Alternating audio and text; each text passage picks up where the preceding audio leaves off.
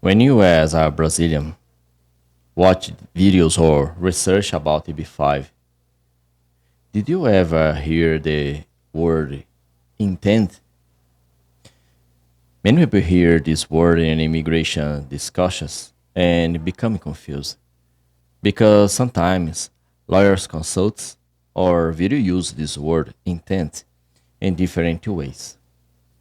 So I want to simplify this idea in the very practical and human way, especially for a Brazilian to try to understand the difference between immigrant visas, like EB-5, and non-immigrant visas, like a tourism or student visa. Because once you understand the concept of intent, many immigration topics suddenly start to make much more sense. First, let me simplify the word itself. In normal human language, intent basically means propose, objective, or what some plans to do. For example, a Brazilian family may propose EB-5 because they intend to live in United States, bring a spouse and children, seek a better education, more safe business opportunity, long-term residence. Those are human intentions. They are real, but immigration law sometimes use the word intent in more technical way. In this where confusion begin. In immigration law, intent is often connected to the type of visa that you are applying for.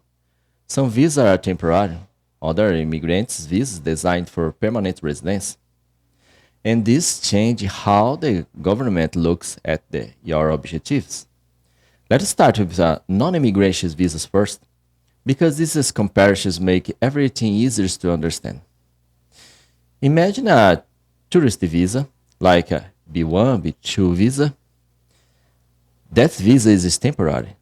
The idea is you go to the United States for tourism, business meeting, or family visit, short-term activities, and then return home. Because of that, immigration officers may analyze what's called non-immigration intent. In these simple terms, they want to know, does this person truly intend to visit temporarily, or are they are secretly trying to immigrate permanently?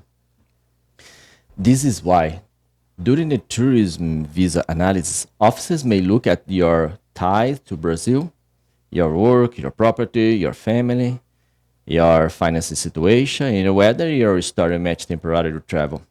The governments try to understand your intent. Student visas can involve similar analysis. Even some work visas may involve a question about whether the person intends to remain temporarily or permanently. So, in non-immigration visa category, intent becomes a major issue because the visa itself is based on a temporary stay. Now let's compare this EB-5. In EB-5, it's completely different because EB-5 is an immigration investor category. And other words, the category itself is already assuming that investors seek for lawful permanent residence in the United States. This is why when you read a USIS policy manual for AB5, you may not constantly see emotional or physical language about intent. USIS is not asking, does this investor wants to better life? That is already naturally understood.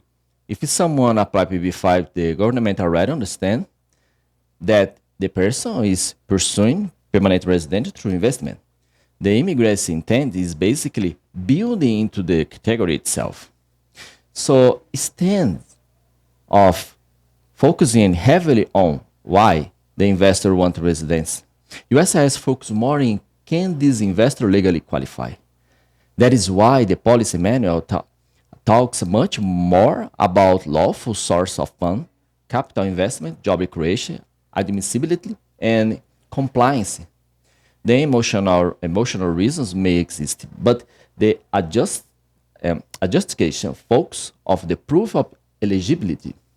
Let us make this practical with a comparison. Imagine two Brazilian. Person A apply for a tourist visa. During the process, the government wants to know, does this person intend to stay temporarily and return to Brazil?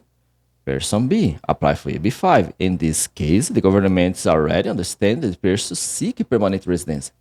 So The analysis change. USIS is not asking whether the investor intends to immigrate. The finding itself is already show that intention stand USIS ask. Is the investment lawful? Is the money properly sourced? Is the capital at risk? Are jobs being created? Are the legal requirements satisfied? So the role of intent is change depend of the visa category. And this is a very important distinction many people miss. Now let me see connection with the back to the human side. Even though USIS focus on a legal requirement or human intention behind EB-5 are still very real. Many Brazilian families propose EB-5 because they want more security, education opportunities for children, international business access, or long-term stability. Those motivators are absolute exist, but legally speaking, they are not the main approval criteria. USCIS does not approve EB-5 because someone deserves a better life. USIS approve or deny, depend the case, based on whether statutory and regulatory requirements are satisfied. There is a very important legal mindset. So, if we simplify everything to the one sentence, I would be this: non-immigrant visa. The government often analyze whether you intend to stay temporarily, while in immigrant category like EB-5, immigrant intent is already inherent in the process itself. This is why USIS manual focus much more on proof than on emotion motivating. And honestly, I understand this difference can help Brazilian investors think more clearly about the process, because EB-5 it is not just waiting to move to America. It is a structural immigration category with a legal finance and evidentially requirements. The dream may be emotional, but the approval is procedural.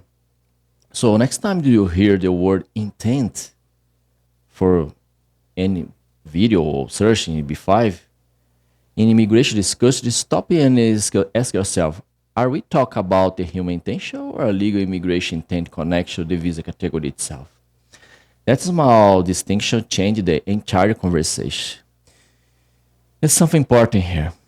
This video is informational proposal. Only does not constitute a legal advice. Immigration law is complex, and a visa category involving different legal stands for strategy and consideration. Always consult a qualified US immigration attorney regarding your specific situation. My role here in Brazil is helping investors understand the documentation about source of fund, the path of fund, and organization before the capital moves internationally.